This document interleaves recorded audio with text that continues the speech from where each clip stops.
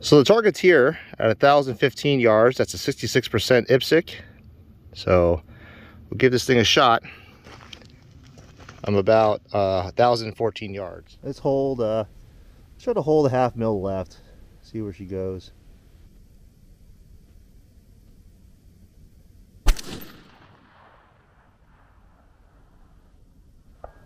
Oh, that was a first round impact. What? Let's hold, try to hold a half mil left. See where she goes.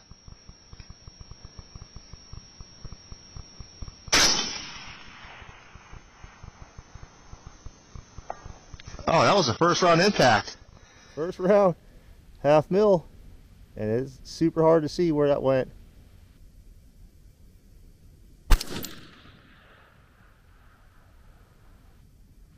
think that was bottom left.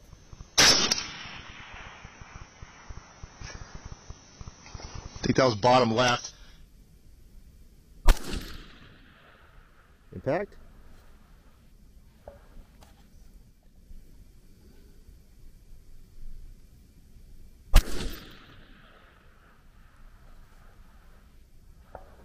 Impact.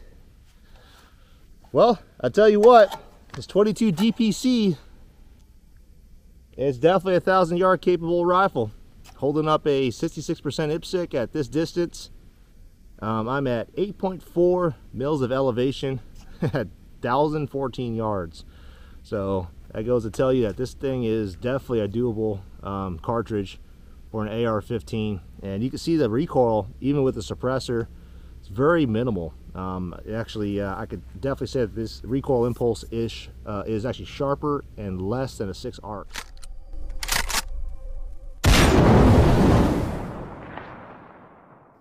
Well, folks, as you can tell, the 22 DPC AR15 22-inch barrel is up and running. It started off as a Sendero Contour 223 Remage barrel that I had laying around. It's a Excalibur barrel with a 1-in-8 twist. I ended up cutting off the chamber, rechambering the thing, and then contouring the barrel on the breech end to 1 inch. Obviously, using my custom reamer, I put on a barrel extension from Wilson Combat that's actually meant for the 458 SOCOM. The barrel extension itself has a little bit less feed ramp to kind of help out mitigate the marring on the brass. Got the thing headspace with a 6 arc go gauge at minimum. As you can see here, it barely passes the go gauge. Now this Sendero Contour was perfect for an 875 gas block. I set this barrel up for a rifle plus 1 gas system. Okay, 22 DPC, test fire number 1. Hopefully it cycles here.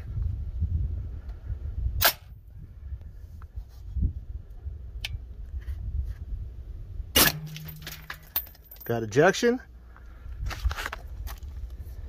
Looks like a bolt's closed. Yep, I got a round in there. Now, does it lock back? That's the key.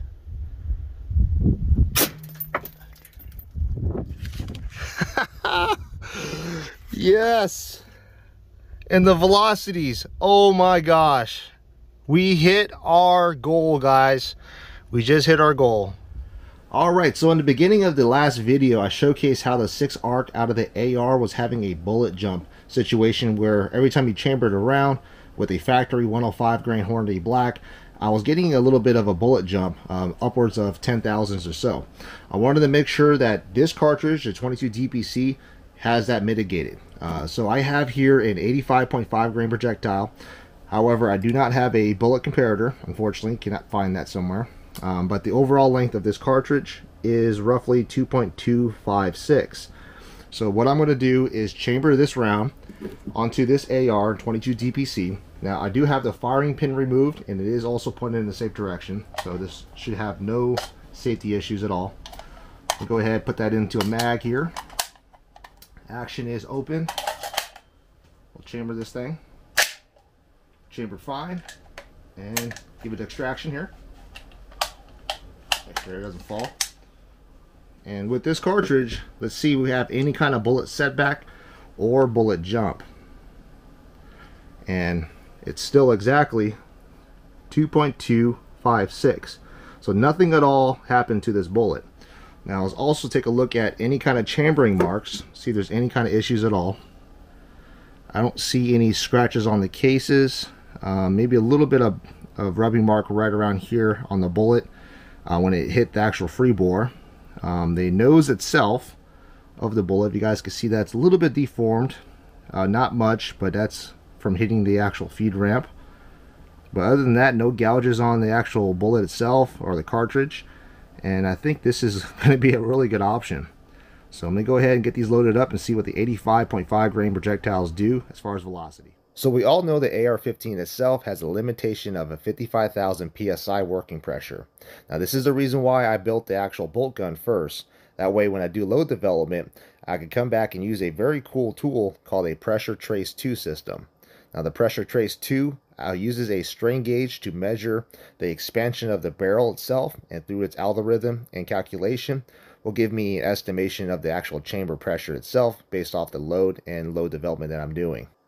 Now the whole purpose of doing all this obviously is to come up with safe working load pressures that are going to be accurate.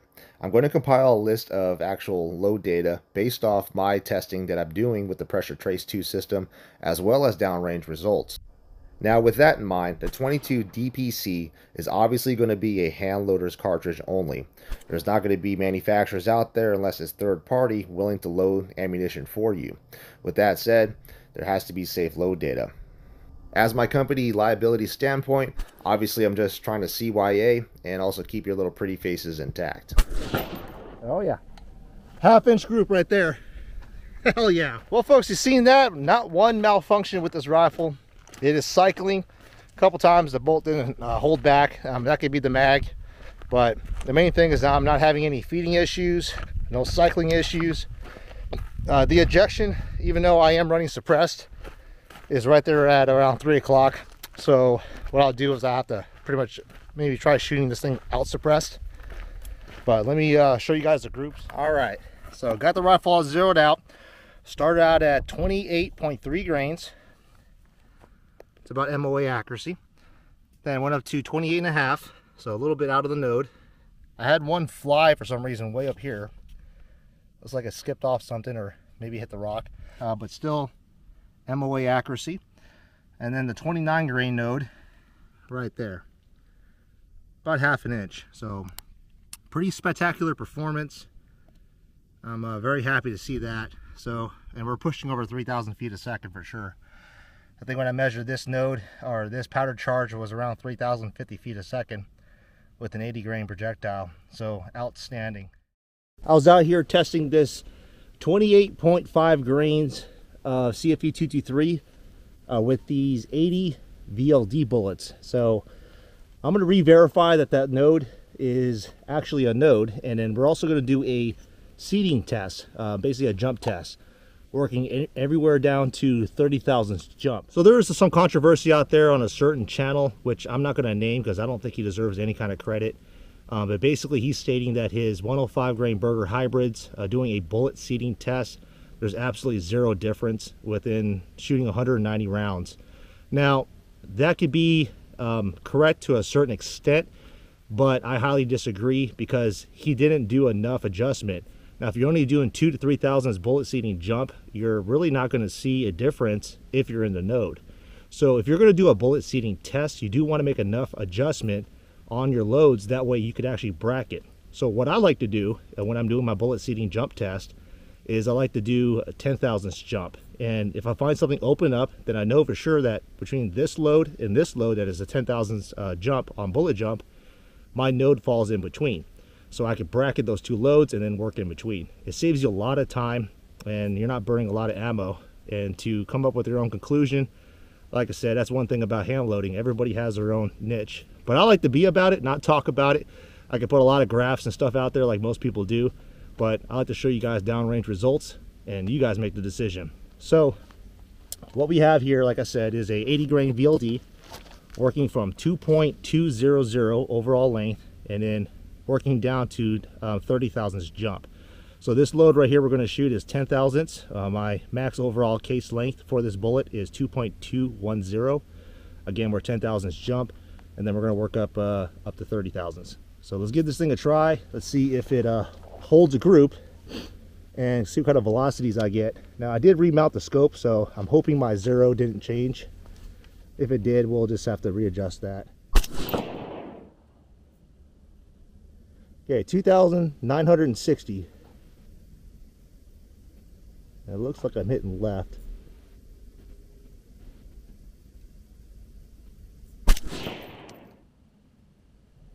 $2,949.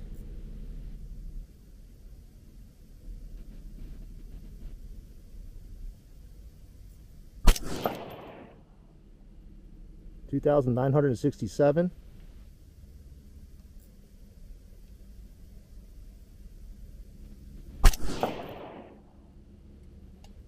$2,964. Here's the last shot here. 2,960. All right. Here's the velocity, guys. That's pretty sweet. All right, with that 80 grain VLD re-verifying the load, there's a cluster of bullets right here. I'm not sure if any one of these are part of that original load. 10,000s off the lands. But I went to 20,000 off the lands and started having a little bit of horizontal stringing, a little bit. One flew out here, one flew up here, but still holding pretty much an MOA node. And then 30,000s off the lands, a little bit of horizontal stringing. Could be a little bit of mirage that I was seeing with the suppressor, but that's promising. Hitting a really good velocity and that tight of a group, that's sufficient enough for what I need to do. So this was the original 10,000s off the lands, same powder charge. And this is 30,000s off the lands, and you can see how it opened up and how jumping or playing with the bullet jump does affect the actual accuracy of the load. So like I said, if you're going to do a bullet jump test, definitely make enough adjustment to see exactly where you need to be. So this is telling me that I need to go deeper, test a little bit deeper if I wanted to, but I'm happy with this. I'm just going to load this up and see how it performs downrange. But there's the results. 2960 feet a second, 80 grain VLD, almost a half-inch group. Stoked. All right, quick little rundown of the rifle. This is nothing super fancy. It is an Aero Precision lower and upper. Now what I have for a trigger pack is the Trigger Tech Diamond, and one of the best triggers out there. Knockoff Radiant Raptor charging handle. I do have the Cobalt Kinetics BCG, JP Silent Capture buffer spring, and I did get the actual different spring weights, and that's how I tuned the system on this 22 DPC. I started off in the mid pack of the spring rate and ended up finding out I was short stroking. I do have the gas port as a Rifle Plus One system. It is 89 thousandths on the gas port using a number 43 or 44 drill bit. I think it's number 44 or 43, one of those two. But nothing special. The gas tube itself was actually a Rifle Plus 2 that I actually cut. I cut down 1 inch from it, chamfered it and all that, and it still works very well. Now, the gas block is a typical Aero Precision 875 gas block. Nothing super fancy on that. I didn't want to go with an adjustable gas block because it ends up being another variable in the system. I think when you're building an AR, you want to tune with the gas port gases that are correctly sized for the gas port diameter, and then deal with your buffer system. So like I said, the JP Silent Capture buffer system is an excellent system. Like I said, I used the adjustable spring weights. I do have the lowest spring in there, which is the white and unfinished, which is the lowest one you could actually get in the whole pack, and it causes this thing to function very well. I am using a suppressor. This suppressor is a Sandman L, so kind of the shorter version, not the K. It does have a E-brake on the front of it, and the muzzle itself is also from Cobalt Kinetics. Now, this is Cobalt Kinetics Chemo mod muzzle brake. Works very well with the 223. This is 1/2 by 28 threads, and again a 22-inch barrel. So as far as the scope, Element Titan scope that I have on here is a 5 to 25 by 56 first focal plane scope. Not a bad scope for the price. Definitely not the best scope, and honestly it's a little bit cloudy on the upper end. So when I shoot for long range, I'm around 10x, as you can see here. But it does track, and that's really all I need. Be able to see the targets. I mean, I've used $30 Amazon scopes out to a mile, so kind of get perspective of my, I guess, my career in shooting. So Element Titan scope, and the last adjustments, as you can see here, 8.4 mils, and that was 1,014 yards. Very happy with the performance. So I did get a couple misfeeds, as you can see on the video. Now I'm not gonna, beat around the bush or whatnot. That has nothing to do with the rifle. That was basically using converted 6-arc brass. It's not even fire formed. So I think the shoulders are a little bit bowed out a little bit, or rounded, so it wasn't completely sized correctly. That's just me trying to do this thing on a progressive press. So that is somewhat of a downside. I think if I was to anneal the brass first, then went to sizing it instead of just throwing it right into the Dillon 750, I would have had more uniform resizing or bumping on the brass. But it's working great. You can see no pressure signs at all. I'm hitting my velocity node at 2,900 feet a second, actually exceeding that, 2,960, and that was my goal. Doing the ballistics on that will basically be like a 6.5 Creedmoor out of an AR-15 that's lighter, less recoil. It almost damn near matches ballistics of my 6 Creedmoor bolt gun to out to 600 yards. So this rifle, how I'm going to have this set up is for competitions like Competition Dynamics. The main goal for this thing is to give something that's less recoil, doesn't have some of the caveats that the 6-arc has, performs very well, and has a very wide node. I'm going to test other powders, obviously. CFE 223 is obviously the best performer for velocity. There is 8208, IMR XBR 8208 powder that will give similar performance and a cleaner burn, which that's what I plan on doing some loads with next. I'm also going to test out some 77 grainers, some ELD bullets, the lighter grain stuff like the 69 grain Sierras that everybody knows works very well for the 223. And let's see what kind of velocities we get out of this bad boy. Now, I did shoot some 55 grainers and I got that thing smoking fast. Now, what makes this thing very interesting, this 22 DPC out of the AR-15, is that it's kind of mirroring the performance of a 22-250, but out of a smaller package, less recoil and less powder. Regardless, that's still smoking fast, and that will be a devastating round for coyotes. Well, folks, let me know what you guys think. Comment below. If you can, throw a thumbs up, smash that like button, and subscribe. I got more videos coming up on load development for this cartridge, as well as other 22 long rifle videos as well. If you guys are interested on the bench rest 22, I got that coming up. You guys stay safe out there. Thanks for watching, and I'll see you in the next video.